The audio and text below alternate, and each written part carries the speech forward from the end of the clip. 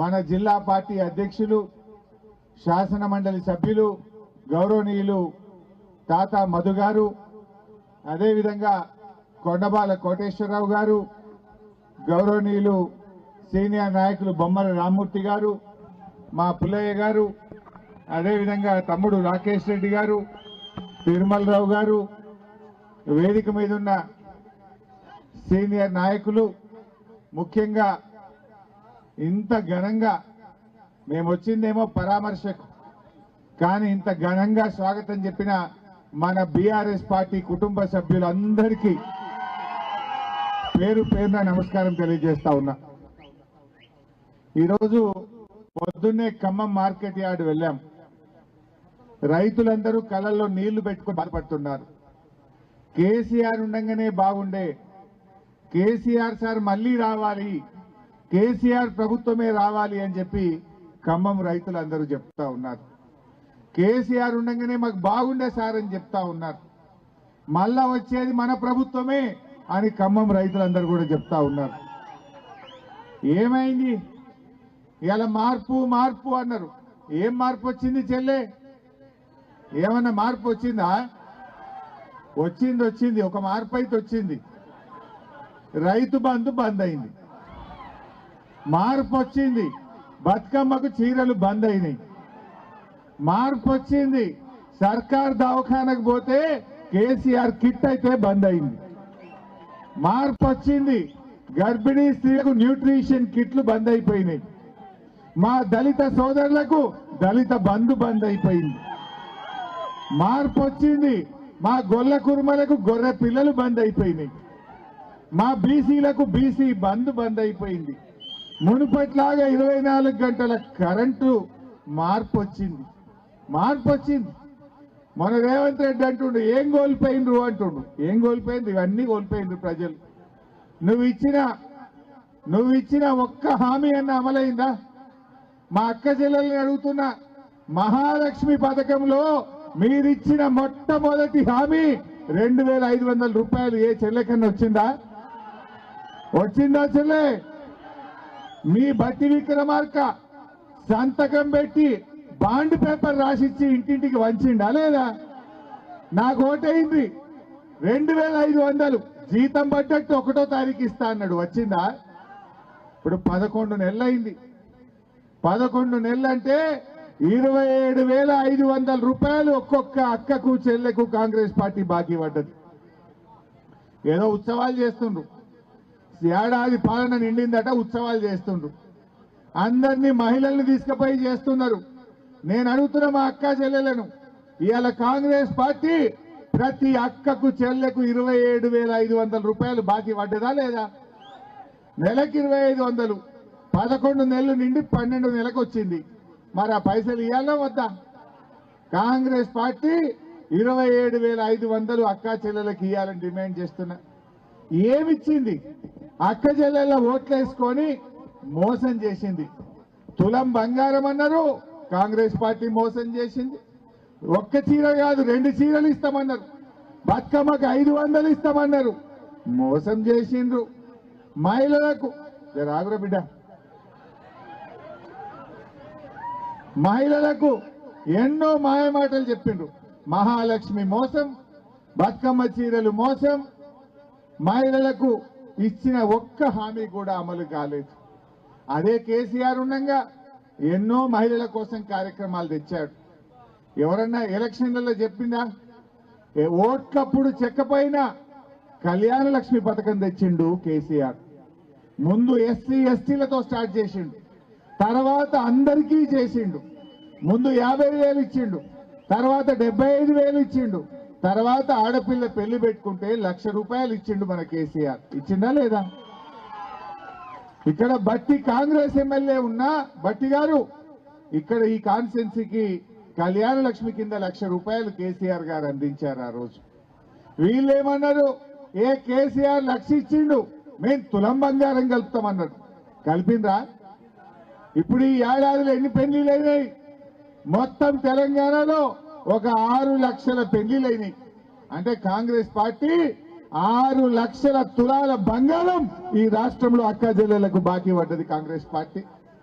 కొత్తగా ఇచ్చిందేమీ లేదు, ఉన్నాయి ఊడగొడుతున్నారు మీరు. సర్కార్ దవాఖానలో ఎంత మంచుకుంటుండే, బిడ్డ ఖమ్మంలో కాన్పుకు పోతే కడుపు నిండా అన్నం పెట్టి కాన్పు చేసి కేసీఆర్ కిట్ ఇచ్చి తల్లిని పిల్లను ఆటో కిరాయి లేకుండా మీ ఊర్లో దించలేదు ఆ కేసీఆర్. ఎందుకు బంద్ చేసిండు? ఆ కేసీఆర్ కిట్ పథకం ఎందుకు అక్క చెల్లెలకు దూరం చేసిండు? నేను చెప్పిన అసెంబ్లీలో కేసీఆర్ పేరుంటే మీకు నచ్చకపోతే మీ బుద్ధున్న పేరు పెట్టుకోండి, కానీ పథకాన్ని మాత్రం కొనసాగించండి అన్నాం. కానీ చేసిండ్రా? అంటే మహిళలకు ఉన్న పథకాలు కూడా కొట్టిండ్రు. ఏమనంటే బస్సు వ్యక్తేమో అంటారు, బస్సు తప్ప అంత తుస్సే. అరే ఊళ్ళే సగం మంది బస్సు ఎక్కరు. 2500 ఇస్తే మా అక్క చెల్లెలు బాగుపడకపోదురా? 2500 ఇస్తే బాగుపడకపోదురా? 2500 తులం బంగారమి, కళ్యాణ లక్ష్మి, మా చదువుకునే ఆడపిల్లలకు స్కూటీ, ఇవన్నీ చెప్పలేదా వీళ్ళు? ఏవి కూడా చేయకుండా మోసం చేస్తుంది. బస్సు పెట్టిండ్రు, బస్సుల ట్రిప్పులు తగ్గించిండ్రు. మున్పు 4 ట్రిప్పులు వస్తాయి, ఇప్పుడు 2 ట్రిప్పులు వస్తుంది. అందులో కాలు వెళదామంటే జాగ దొరకకుండా చేసిండ్రు. మరి బస్సు పెట్టిన వాళ్ళు పెరుగుతున్న ట్రాఫిక్ అనుగుణంగా బస్సుల సంఖ్య పెంచాలన్నా తగ్గిస్తారా? కానీ వీళ్ళు తగ్గించుకుంటూ పోతున్నారు. ఇక మహిళలకేమో ఈ రకంగా మోసం. రైతులకు 2 లక్షల రుణమాఫీ చేస్తామన్నారు, చేసినారే? అరే దేవుని మీద ఒట్టు పెట్టిండు కదా భద్రాద్రిలో, రామచంద్ర స్వామి మీద ఒట్టు పెట్టిండు, దేవుని మీద ఒట్టు పెట్టారన్న మాట తప్పుతారా? సమ్మక్క సారక్క మీద ఒట్టు పెట్టి మాట తప్పిండు, భద్రకాళి అమ్మవారి మీద ఒట్టు పెట్టి మాట తప్పిండు, మెదక్ చర్చి మీద ఒట్టు పెట్టి మాట తప్పిండు, జహంగీర్ పీర్ దర్గా మీద ఒట్టు పెట్టి మాట తప్పిండు. ఎవడన్నా ముఖ్యమంత్రి దేవుని మీద ఒట్టు పెట్టి మాట తప్పుతారా? ఎందుకంటే కొంతమంది అయ్యగారు చెప్పింది నాకు, దేవుని మీద ఒట్టు పెట్టి మాట తప్పితే ఆ రాజ్యానికి మంచిది కాదట. పాలకుడే పాపం చేస్తే మరి ఆ ప్రజలకు అరిష్టము, ఆ ప్రజలకు మరి అన్యాయం జరుగుతుంది, దేవుడు శపిస్తే అని చెప్పి కొంతమంది అయ్యగారు చెప్పిండు. నేను దేవుని దగ్గర పోయినా, దేవుడా మా ముఖ్యమంత్రి 15 ఆగస్టు లోపు రుణమాఫీ చేస్తా అని రుణమాఫీ చేయకుండా నిన్ను మోసం చేసిండు దేవుడా. యాదాద్రి లక్ష్మీ నరసింహస్వామి దగ్గర పోయినా, మా ముఖ్యమంత్రి పాపాత్ముడు, మా ముఖ్యమంత్రిని క్షమించు, నా తెలంగాణ ప్రజల్ని కాపాడు దేవుడా అని చెప్పి దేవుడి దగ్గర పోయి దండం పెట్టిన. దేవుడికి దండం పెట్టిన, ఈ ముఖ్యమంత్రికి సద్బుద్ధిని ప్రసాదించు. ఏమన్నా మాట్లాడితే మా ముఖ్యమంత్రి అయితే దేవుని మీద ఓట్లు లేకపోతే తిట్లు, ఇంకేమన్నా ఉన్నాయా? ఆ టీవీ వెంటే చాలు, అయితే తిట్లు లేకపోతే దేవుని మీద ఓట్లు. పని చేసే తక్కువ, లొల్లి పెట్టేది ఎక్కువ. ఏమన్నా చేసిండా? దేవుడికి మొక్కిన, దేవుడు ఆయనకు సద్బుద్ధిని ప్రసాదించి, ఈయనకు మంచి బుద్ధినిచ్చి మంచి పాలన అందించేటట్టు మా ముఖ్యమంత్రి జర ఆగమాగం ఉన్నాడు, ఆయనకు మంచి జ్ఞానాన్ని ప్రసాదించమని కూడా దేవుణ్ణి మొక్కాల్సి వచ్చింది. ఏం మాట్లాడు? ఆయనకు మంచి వాక్కును కూడా ప్రసాదించమని చెప్పిన. ఎందుకంటే ఒక ముఖ్యమంత్రి మార్గదర్శకంగా ఉండాలి. మొన్న పెళ్లికి పోతే కాంగ్రెస్ లీడర్లు కలిసిండ్రు, ఏం చెప్పుకోవాలన్నా మా ముఖ్యమంత్రి మాట్లాడితే మేమే టీవీలు బంద్ పెడుతున్నాం, పిల్లలు ఏడ ఖరాబ్ అవుతారో అన్నారు. ఆ టీవీ ఛానల్ అన్నా మారుస్తున్నాం, టీవీ అయినా బంద్ పెడుతున్నాం, ఇట్లా మాట్లాడితే ఎట్లా అని చెప్పి ప్రజలు అంటున్నారు. అన్ని అబద్ధాలే, మా నోరిప్పితే అబద్ధాలే. హైదరాబాద్ కంటే 3 దిక్కుల సముద్రం ఉన్నదట, ఉన్నదా? ఈ ముఖ్యమంత్రి చెప్తాడు హైదరాబాద్కు 3 దిక్కుల సముద్రం ఉందంటాడు. రాజీవ్ గాంధీ కంప్యూటర్ కనిపెట్టిండట, దిల్సుఖ్ నగర్ లో విమానాలు అమ్ముతారట. అరే ఏం మాట్లాడుది? ఈ జనము వింటున్నారు అనే కొద్దిగా సోయన్న ఉండద్దా ముఖ్యమంత్రికి? ఏది పడితే గదే మాట్లాడతాడు, అన్ని అబద్ధాలు. అయినా ఎవరు మాట్లాడతారు? ఎట్లా పనిచేసేటోడు మంచిగా మాట్లాడతాడు, పని శాతగానోడే ఎవడైతే ఓటమి పాలవుతాడో వాడు నోరు జారుతాడు, అంతే కదా? శాతగానోడు అబద్ధాలు ఆడతాడు.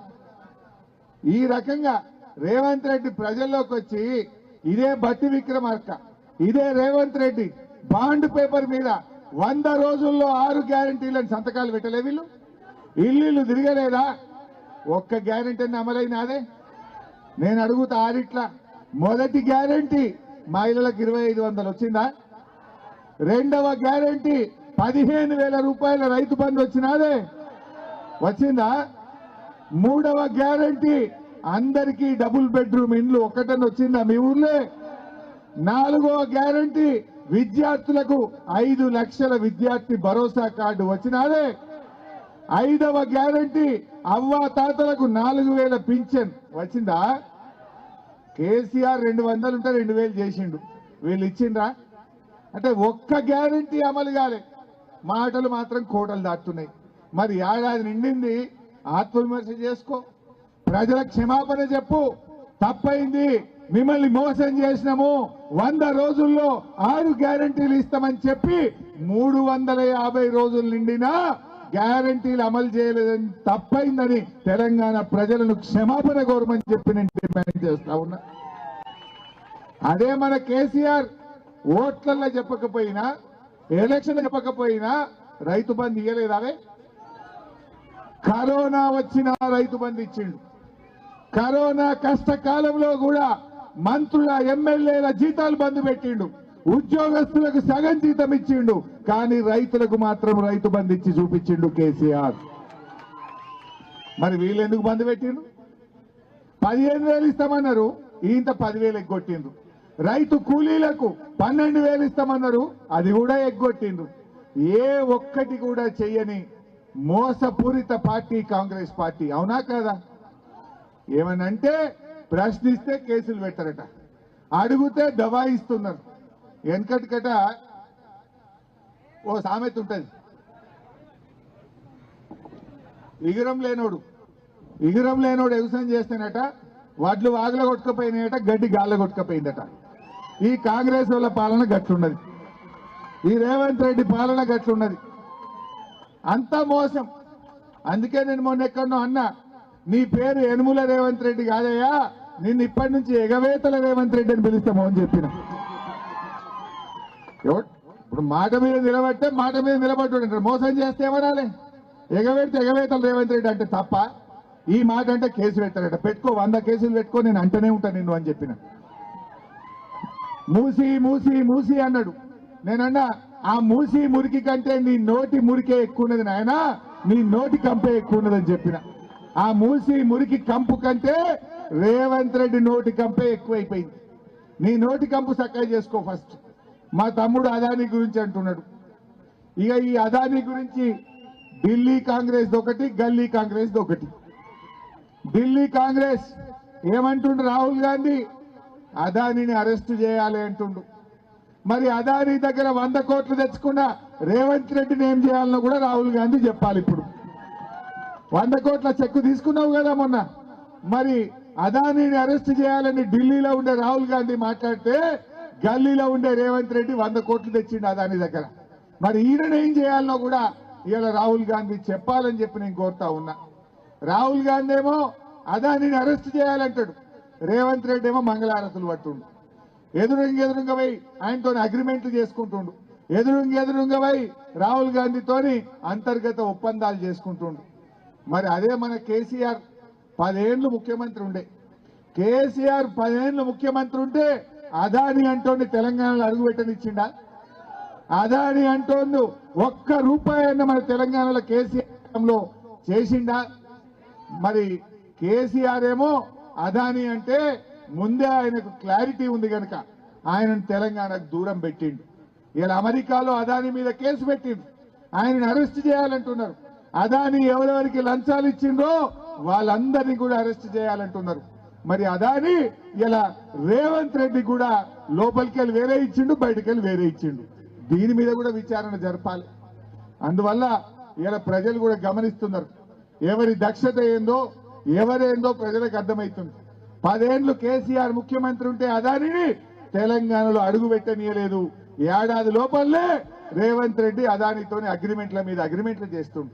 అంటే మంచి ఏందో చెడేందో ఇలా ప్రజలు కూడా అర్థం చేసుకుంటున్నారు.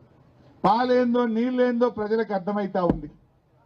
ముఖ్యంగా ఈరోజు మేము ఈ గ్రామానికి, నేను ఆ రోజు ప్రభాకర్ గారు చనిపోయినప్పుడు రావాలనుకున్నా, అనుకోకుండా ఢిల్లీ పోవడం వల్ల ఒక ముఖ్యమైన పని మీద నేను ఆ రోజు ఈ గ్రామానికి రాలేకపోయాం. మరి ముఖ్యంగా మా పుల్లయ్య గారు మంచి ఉద్యమకారుడు, మంచి బలమైన పార్టీ కార్యకర్త అక్రమంగా అన్యాయంగా మా పుల్లయ్య గారిని అరెస్ట్ చేయడం జరిగింది. ప్రభాకర్ కుటుంబానికి ఓదార్చి మా పుల్లయ్యకు మరి గుండె నిండా ధైర్యాన్ని ఇవ్వడం కోసమే ఇవాళ మీ దగ్గరికి మేము రావడం జరిగింది. ఇప్పుడే ప్రభాకర్ ఇంటికి కూడా వెళ్ళొచ్చాం. ఆయన బీఆర్ఎస్ పార్టీ కాదు, బీఆర్ఎస్ పార్టీ కాకపోయినా ఒక మనిషికి అన్యాయం జరిగింది. ప్రభాకర్ పాపం తన భూమిని కాంగ్రెస్ పార్టీ వాళ్ళు కబ్జా పెట్టిండ్రు, నా భూమిని దున్నేసిండ్రు, నా భూమి సాగుకు పనికి రాకుండా చేసిందని పోలీస్ స్టేషన్ కు ఎంఆర్ఓ ఆఫీస్ కు తిరిగినా ఆయనకు న్యాయం జరగకపోతే ఒక అమాయకుడు ఈ కాంగ్రెస్ దురాగతాలకు ఇవాళ ప్రభాకర్ ఆత్మహత్య చేసుకుంటే ఇద్దరు చిన్న పిల్లలు ఉన్నారు, చిన్న బడికి పోయే పిల్లలు ఉన్నారు. ఆ పిల్లల్ని రోడ్డు మీద పడేసి ఆ కుటుంబాన్ని ఆగం చేసిందంటే ఇది కాంగ్రెస్ పార్టీ చేసిన హత్య. కాంగ్రెస్ పార్టీ యొక్క విఫలం వల్ల వైఫల్యం వల్ల ఇవాళ ప్రభాకర్ చనిపోయింది. అదేవిధంగా మా పుల్లన్న పాపం ప్రసాద్ అనే రైతు కరెంట్ షాక్ కొట్టి చనిపోయింది. అది రాష్ట్ర ప్రభుత్వ వైఫల్యం.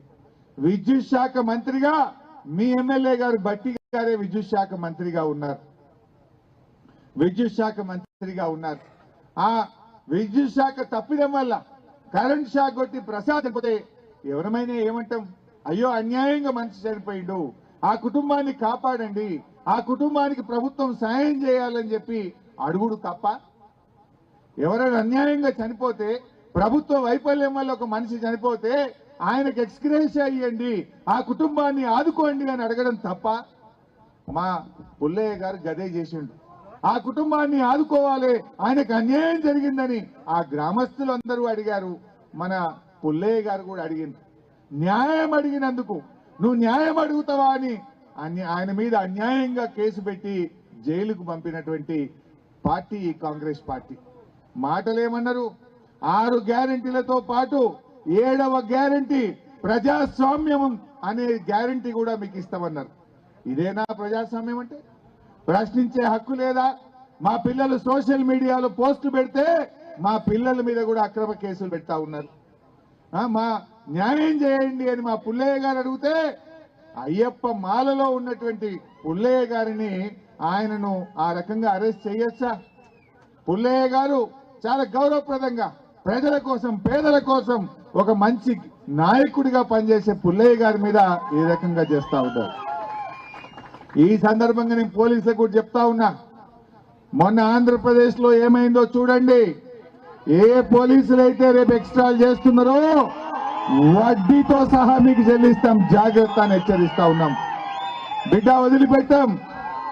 మంచికి మంచి అన్యాయంగా కేసులు పెడితే, అక్రమంగా కేసులు పెడితే, మా కార్యకర్తలను అకారణంగా ఇబ్బంది పెడితే రేపు ఆ పోలీసులకు తగిన శాస్త్రి చేయడం జరుగుతుందని చెప్పి కూడా ఈ సందర్భంగా హెచ్చరిస్తా ఉన్నాం. మీరు పోలీసులు ఒక పార్టీకి కాదు, రాజ్యాంగానికి లోబడి పనిచేయాలి, చట్టానికి లోబడి పనిచేయాలి. చట్టానికి లోబడి మీరు పనిచేయకపోతే, చట్టాన్ని అతిక్రమించినా, ఒక పార్టీకి తొత్తులుగా వ్యవహరించినా, అన్యాయంగా మా నాయకులను కార్యకర్తల్ని అక్రమంగా వేధిస్తే, తప్పుడు కేసులు పెడితే రేపు మాత్రం తప్పకుండా వచ్చేది బీఆర్ఎస్ ప్రభుత్వం, దానికి మాత్రం తగిన మూల్యం చెల్లించుకోవాల్సి వస్తుంది. వీటన్నిటి మీద ఎంక్వైరీలు పెడతాం, తప్పకుండా మీ మీద తగిన చర్య కూడా తీసుకుంటామని చెప్పి కూడా చెప్తా ఉన్నా. న్యాయంగా ఉండండి, చట్టానికి లోబడి పనిచేయండి, కానీ అన్యాయంగా పనిచేస్తే మాత్రం బీఆర్ఎస్ పార్టీ ఊరుకోదు. అయినా మీరు కూడా కార్యకర్తలతో ఈ చింతకాని మండలం వాస్తవానికి కేసీఆర్ గారు ఎంతో ప్రేమతో ఇక్కడ దళిత బంధు కార్యక్రమానికి ఈ మండలానికి ఇచ్చారు. దాదాపు 3200 మందికి పైగా ఇక్కడ అకౌంట్లు ఓపెన్ చేసి ఇచ్చారు. మరి ఇంకా కొంత డబ్బు రావాలి. పాడి పశువులు కొనుక్కుంటే సెకండ్ ఇన్స్టాల్మెంట్ రావాలి, 2వ ఇన్స్టాల్మెంట్ ఎందుకు ఇవ్వడం లేదు అని నేను అడుగుతా ఉన్నా. బట్టి విక్రమార్క గారు వెంటనే ఈ చింతకాని మండలంలో కేసీఆర్ గారు ఇచ్చిన దళిత బంధులోని 2వ ఇన్స్టాల్మెంట్ ను విడుదల చేయాలని చెప్పి కూడా బీఆర్ఎస్ పార్టీ డిమాండ్ చేస్తా ఉంది. రేపు అసెంబ్లీ ఉంటుందంటున్నారు డిసెంబర్ 9 తర్వాత. రేపటి అసెంబ్లీ సమావేశాల్లో మా చింతకాని మండల దళిత బంధు గురించి కూడా బీఆర్ఎస్ పార్టీ మీ గురించి ప్రశ్నిస్తుంది, మీ గురించి మాట్లాడతామని చెప్పి కూడా మీకు ధైర్యాన్ని ఇస్తా ఉన్నాం. ఎందుకంటే ఆల్రెడీ మీ scheme sanction scheme, ongoing programme. కొంతమందికి మొత్తం వచ్చినాయి, కొంతమందికి 2 ఇన్స్టాల్మెంట్లు వచ్చినాయి, కొంతమందికి ఇంకా డబ్బు రావాల్సింది ఉంది. వారందరికీ కూడా తప్పకుండా అందించాలని చెప్పి కూడా నేను ఈ సందర్భంగా డిమాండ్ చేస్తా ఉన్నా. మిత్రులారా, మరి బీఆర్ఎస్ కార్యకర్తలు ధైర్యంగా ఉండండి. మీకు ఎప్పుడు ఏ కష్టం వచ్చినా బీఆర్ఎస్ పార్టీ మీకు అండగా ఉంటుంది. ఎవరు అధైర్యపడకండి. ఇలా రాష్ట్రంలో ఎవరిని కదిలిచ్చినా అంటున్నారు, మళ్ళొచ్చేది మనదే సార్ మనదే సార్ అంటుంది.